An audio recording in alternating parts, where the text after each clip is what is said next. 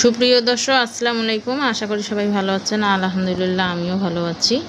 আমি আপনাদের জন্য আজকে দেশি মাছের রেসিপি শেয়ার করছি। এখানে হচ্ছে গতা, পয়া, ট্যাংরা মাছ, ছোট ছোট আরও অনেক ধরনের মাছ ছিল। এগুলো মাছ আমি সুন্দর করে ধুয়ে পরিষ্কার করে নিয়েছি। তারপরে 1 চামচ লবণ, শুকনা মরিচ আমি আধ ভাঙা করে নিয়েছি, আর এখানে 1 চামচ দিয়েছিলাম। তারপর হলুদের গুঁড়া দিয়েছি 1 চামচ পরিমাণ, আর এখানে আমি রাঁধুনি গুঁড়া করে নিয়েছি 1 চামচ পরিমাণ, দিয়ে ভালোভাবে মেখে আধা ঘন্টার জন্য রেস্টে রেখে দেব। 20 মিনিট পরে ফিরে আসছি। আমি চুলার মধ্যে একটা ফ্রাই প্যান বসিয়ে দেওয়ার পরে আমি এখানে হাফ বাটি পরিমাণ সাদা তেল দিয়ে দিলাম, দিয়ে 3টি পেঁয়াজ কুচি দিয়ে ভালোভাবে একটু হালকাভাবে ভেজে নেব। এই তো পেঁয়াজগুলো প্রায় বাদামি কালার হয়ে আসার পরে আমি এখানে 1 চামচ জিরা বাটা দিয়ে দিচ্ছি। শুকনো মরিচের একটু আধ ভাঙা করে নিলে ওই বিচিটা দাঁতের মধ্যে লাগলে খুবই ভালো লাগে, এর জন্য আমি একদম মিহি কুড়েটা দেইনি। আর কালারটা যাতে ভালো আসে এই জন্য আমি শুকনো মরিচটা এখানে ব্যবহার করেছিলাম। এই তো জিরা বাটাটা দিয়ে দেওয়ার পর আবারও আমি 1 মিনিটের মতো ভেজে নেব। দেখুন কালারটা চেঞ্জ হয়ে এসেছে।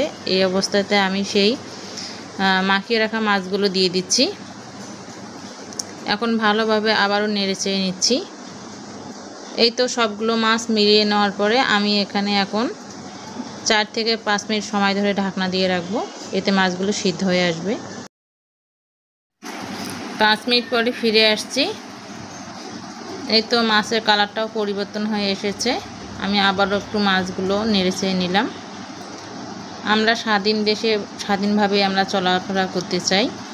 এই যে মাছগুলো দেখতে পাচ্ছেন এগুলো 500 টাকা কেজি দরে নিয়েছে। আমাদের রংপুর ডিস্ট্রিক্টে এখনও মাছের দাম সেভাবে একটা কমই নাই, সব কিছুর দামে এখনও চড়া অবস্থায় আছে। আপনারা বাজারটা অবশ্যই মনিটরিং করে দেখবেন, এতে আমাদের সাধারণ জনগণ অনেক উপকার হবে। যে সরকারই আসুক না কেন, নিত্য প্রয়োজনীয় দ্রব্যের দাম কমলে সাধারণভাবে বেঁচে থাকতে পারবে, আমরা এটাই আশা করি। এই তো সবগুলো মাছ একটু ভালোভাবে নেড়ে নেওয়ার পরে একটু পানিটা শুকিয়ে এসেছে। এখন আবারও ভালোভাবে মাছটা কষি নেওয়ার পরে হাফ বাটি পরিমাণ পানি দিয়ে দিলাম, যেহেতু মাছটা একটু ঘন ঘন করে রান্না করব। এই তো আবারও একটু পানির সঙ্গে মাছগুলো মিলিয়ে নিলাম।